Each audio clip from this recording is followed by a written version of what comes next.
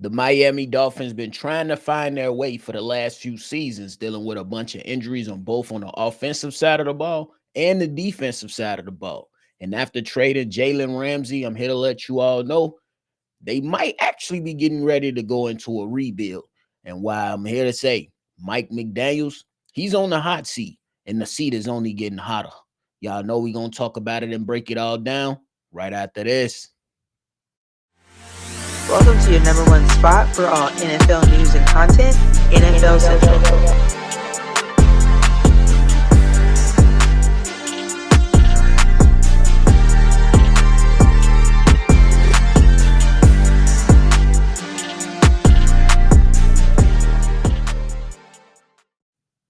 What's going on, ladies and gentlemen? Welcome back into another episode of NFL Central, your number one spot for everything NFL. I'm your host here, Bobby, and I'm holding it down on another episode. So if you're tuned in, locked in, and ready to talk football, hit that like button and subscribe. Let's talk about the Miami Dolphins on today's episode. But hey, can we all agree that the patience is running low for the Miami Dolphins, bro? Can we all agree that? If you agree with me or if you don't agree, drop it in the comment box down below and let's further discuss this thing. But I'm gonna give you my thoughts.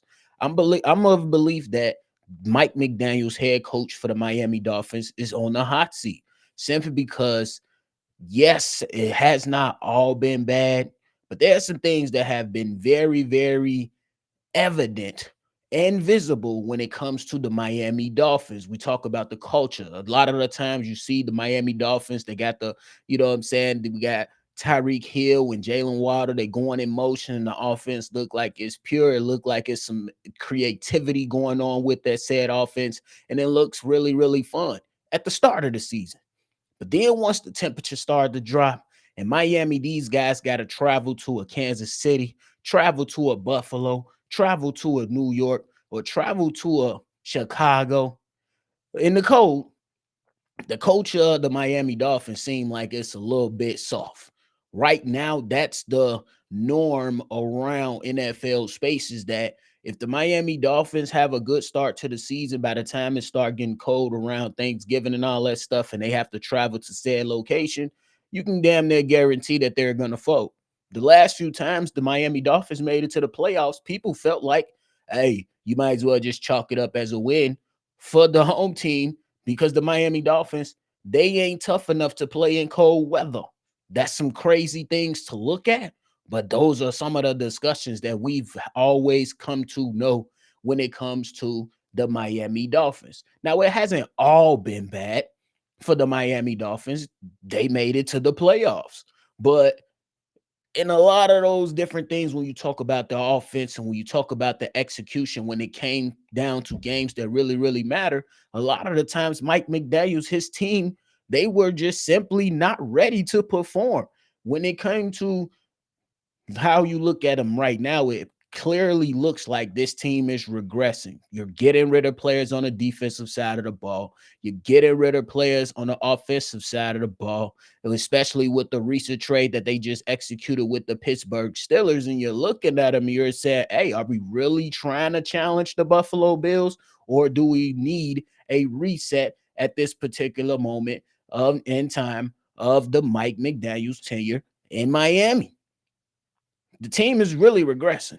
A few years ago, this team went from being ranked second in scoring points out of the National Football League until last year, 22nd. And then they ranked first in yards and they dropped all the way to 18th last season. And that's some type of regression. And it's just not a small step back when you look at those stats. Those are major steps back when you look at a team that has the speedsters on both sides of the football in Jalen Waddle and Tyreek Hill, and then with the running game, you have a solid running back in A Chain. So you have some pieces there. Yeah, I understand that Tua Tagovailoa comes up in the conversations because he simply can't stay healthy for a number of reasons, and we all know that those concussions have caused a lot of people to really think about Tua's future and how the Miami Dolphins should be moving forward. You ask me, that should have been a contingency plan in place simply because we can't keep going down this road for the sake of our franchise and for the sake of the man's health. You don't want to go out there and see Tua Tagovailoa just suddenly go down again. And for the many frames that we've seen with Tua going down with those concussions, a lot of them, it's hard to watch. It's really, really hard to watch. And that leaves a lot of question marks with Tua. Is he capable? Yes, he's capable. But how effective can Tua be when you have concerns of those type of injuries that we've seen? And then again, it goes back to the culture of the team of when it gets cold. A lot of people are not believers in the Miami Dolphins. And to be quite frank with you, you don't see much belief come out of this football team. The defense for the Miami Dolphins has never really been great. I thought there was a moment in time to where they could have been good. You know what I'm saying? Going to get Jalen Ramsey over there was a big thing. You had Chubb over there. Obviously, injuries came into play with that. But then the coaching style and the many, many things that transpired for that defense, we just never really seen that defense come into fruition like we expected it to be, especially when you consider the offensive weapons that was available to them. And man, it just makes the whole entire situation look a little bit more uh like it's written on the wall that my man's Mike McDaniels might be getting ready to get up out of here because a change of scenery, a change in culture could be on the way for them. We talked about the playoffs, and when you talk about the playoffs, you say, hey, in 2022, when you made the playoffs, you didn't have Tua Tagovailoa, but you lost to the Bills 18-45. No, excuse me. You lost 25-16, but your quarterback, Skylar Thompson, went 18 of 45 as a pass thrower and only had 220 yards. And then we look at 2023 and we say, okay, no Tua. So we're going to go ahead and chalk that up to you for 2022. But then we look at Tua when he was available for you in the playoffs and you went to play Kansas City, you lost 26-7 and Tua went 20 of 39 for I think about 200 yards as well.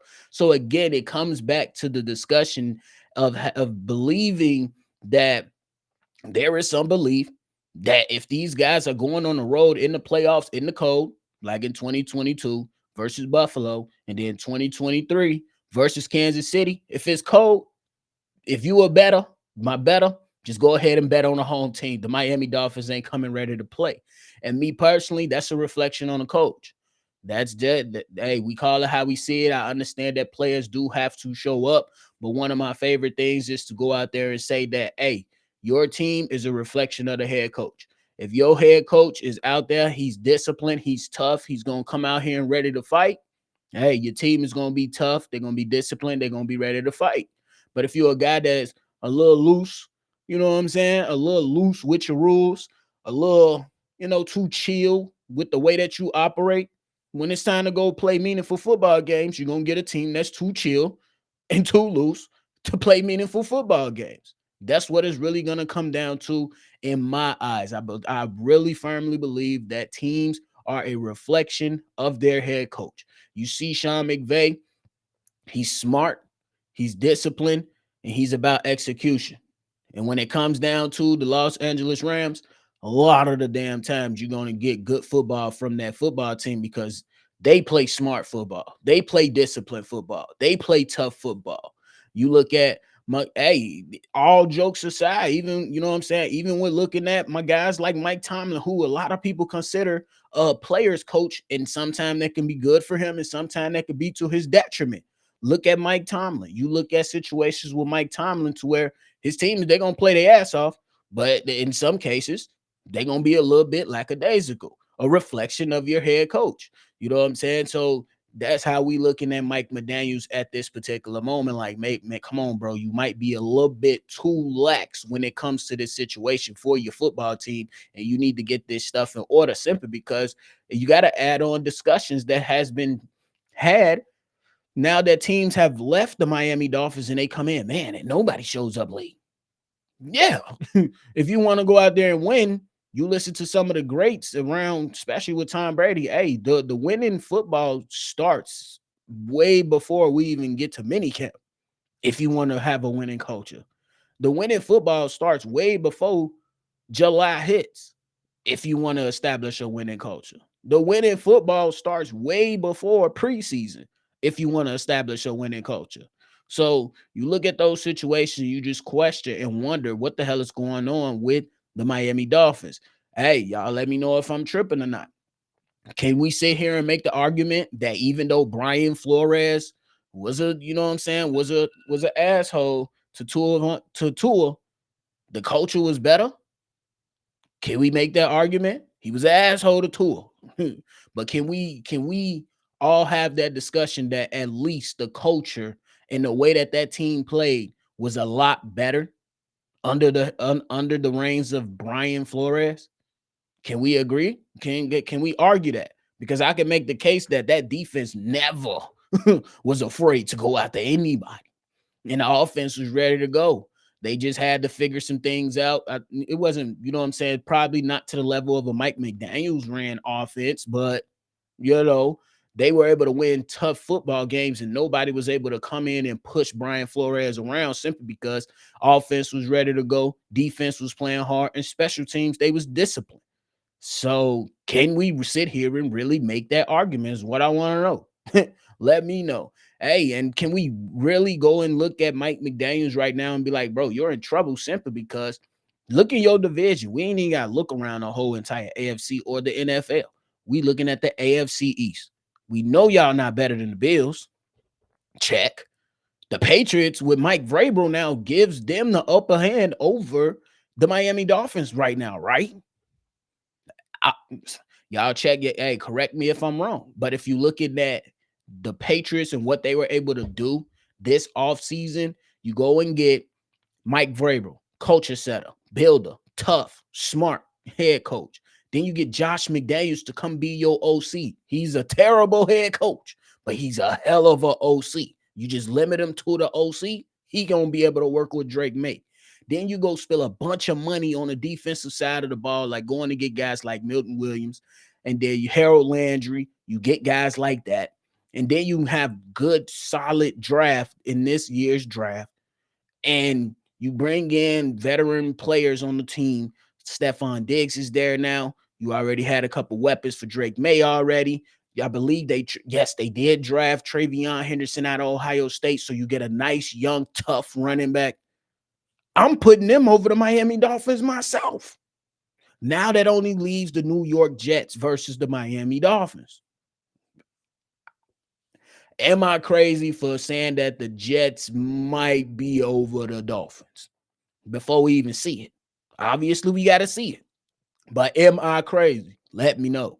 Because I'm looking at two things that makes the Jets look like a better team right now than the Miami Dolphins.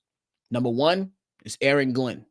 I gotta believe that a former NFL player that played defense in the way that he coached up Detroit through all those injuries, he is a tough quarterback. Number two, the way he handled, I got a few of them, but it's still around Aaron Glenn. How he handled Aaron Rodgers. He wasn't playing games with Aaron Rodgers. Aaron Glenn let Aaron Rodgers know, we ain't playing, bro. You want to play football or not? Oh no. Well, we done with you because we not playing hostage. That took cojones. That let me know that he was about business and ready to rock and roll. Then now let's look on the field. That's a hell of an offensive line they put together over there in New York.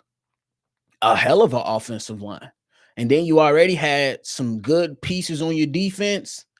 I'm saying, I'm only bringing that up because the trenches, the trenches really help you win football games, even if you don't have the best quarterback. And right now, I think people will give the nod to Tua. Most the consensus will give the nod to Tua over Justin Fields. Me right now, give me Justin Fields. At this point in time, give me Justin Fields. I'm not going off track record. I'm not going off what happened in the last few seasons, but right now, I feel more comfortable in 2025 with Justin Fields, even though he has a lot more to prove. Simply because I don't know about the health of Tua Tagovailoa. So all these things considered and how far you are behind the AFC East, it's getting real tricky for my man's Mike McDaniels and it's heating up. And if you start, we know you're going to lose to the Buffalo Bills. But if you suddenly go 0-6 in the AFC East, I'm not saying it's gonna happen, but it's definitely a possibility, and that's for a number of teams when they're in their respective divisions. But if you somehow let the Patriots leapfrog you and then the New York Jets leapfrog you, Mike McDaniels might be up out of there. He might be up out of there.